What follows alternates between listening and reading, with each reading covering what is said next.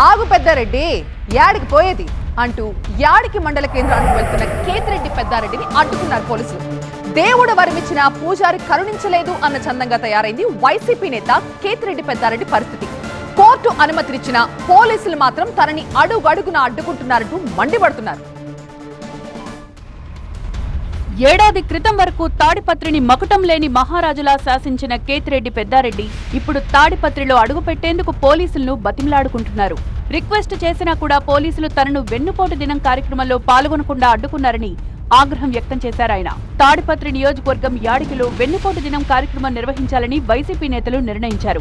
ఎల్లనూరు మండలం తిమ్మంపల్లి నుంచి తాడిపత్రి నియోజకవర్గం యాడికి బయలుదేరారు కేతిరెడ్డి పెద్దారెడ్డి. అయితే పోలీసులు తాడిపత్రి నియోజకవర్గంలో అడుగు పెట్టొద్దంటూ తనను అడ్డుకున్నారని ఆరోపించారు పెద్దారెడ్డి. ఎక్కడుంది చట్టం?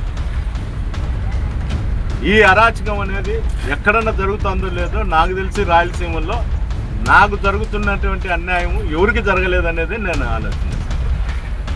అనుచరులను ఇబ్బంది పెడతారు, సానుభూతి పరులను ఇబ్బంది పెడతారు, కేసులు పెడతాం, ఎక్స్ఎమ్మెల్యే ఎంబడితో తిరిగితే అంటారు. తాడిపత్రి నియోజకవర్గానికి వెళ్లేందుకు తనను కోర్టు అనుమతించిందన్నారు కేతిరెడ్డి పెద్దారెడ్డి. అయినా పోలీసులు తనను అడ్డుకుంటున్నారని ఆవేదన వ్యక్తం చేశారు. కోర్టు ఆర్డర్ ఆయన ఒబే చేయమని అడుగుతా తప్ప నాకు ఎలాంటిది లేదు.